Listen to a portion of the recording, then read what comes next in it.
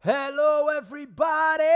BeMetalways here! Hope you're all doing well. We are back for another weekly heavy metal album review. This week I'm reviewing TERAMAZE Sorella Minore, released by Wells Music on May 11th, 2021. Quick background on the bands. TERAMAZE are an Australian prog rock band fronted by guitarist, vocalist, and band founder Dean Wells. Who is in the band with him? This is Chris Zopa on guitars, Andrew Cameron bass, and Nick Ross on the drums. The debut album Doxology was released back in 1995. The band saw, however, great success and recognition after the release of the critically acclaimed 2015 album Her Halo, which was also their fifth LP. I am not that familiar with the band, but I did check their albums in the past, so this is as good time as any to give it a deep try. And we'll do that with Sorella Minore, their eighth full-length studio album and the second installment of Her Halo saga, continue the tumultuous story of the two sisters. Now, the album is centered around the epic and almost 26-minute long title track. This track features four main vocalists, all from Australia. In addition to Dean Wells, of course, we have Nathan Peachy, who apparently left the band to join Trigger, but it's still here for this epic track. Then we have Silvio Massaro from another very good Australian band, Vanishing Point, and also Jennifer Borg from Divine Ascension. The song is comprised of 9 parts, but they seamlessly flow as just one gigantic piece of music. I also want to highlight that the vocals center stage is taken by Nathan, who sounds a lot like Tommy Caverick from Camelot.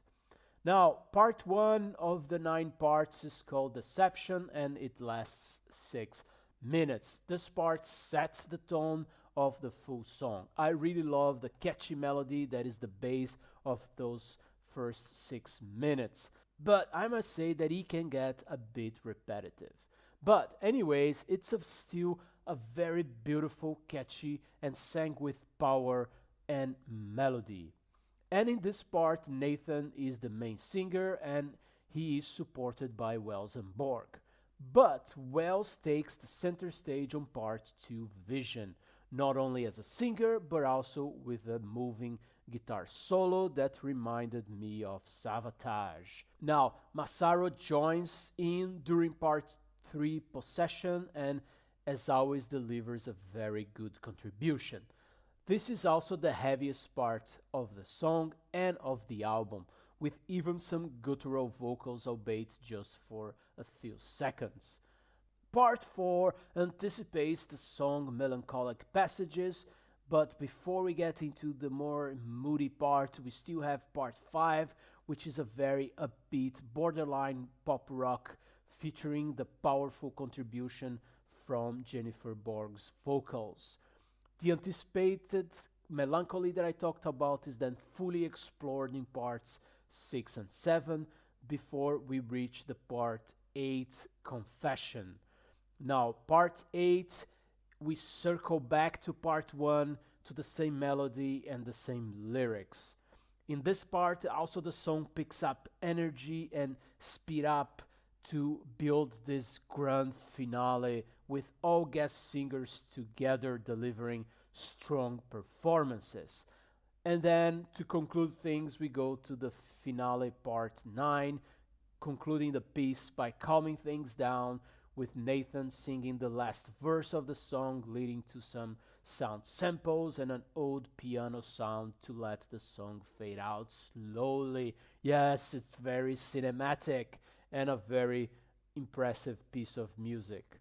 Now, after this epic journey, the album still features 3 songs that are around 5 minutes each. Stone was released before the album and is an emotional piece of music with fantastic catchy melody. It reminds me of Soen and consequently has a hit of Tool in there.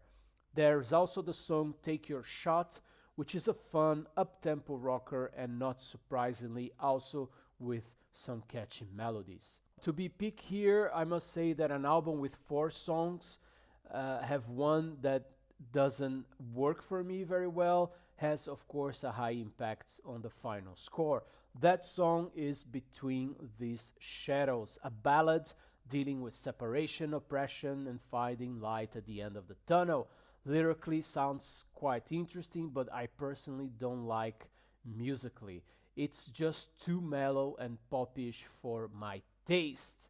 I also must say that while I admire and praise Wells for building this epic title track, at times it did feel a bit forced to become a long song.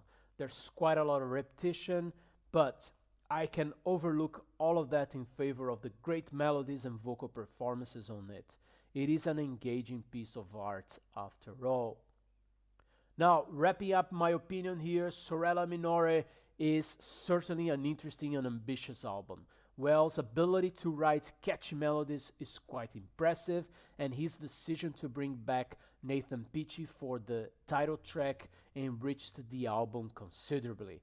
Side B doesn't work as well for me, but it's enough to sustain Sorella Minore as a good album, rating 81 out of 100. It is a highly recommended album for fans of melodic power slash rock progressive music. It is a highly recommended album for fans of melodic power progressive metal rock in the veins of Camelot, for example. Moreover, I feel very compelled now to go back and check some of the other albums on their catalog.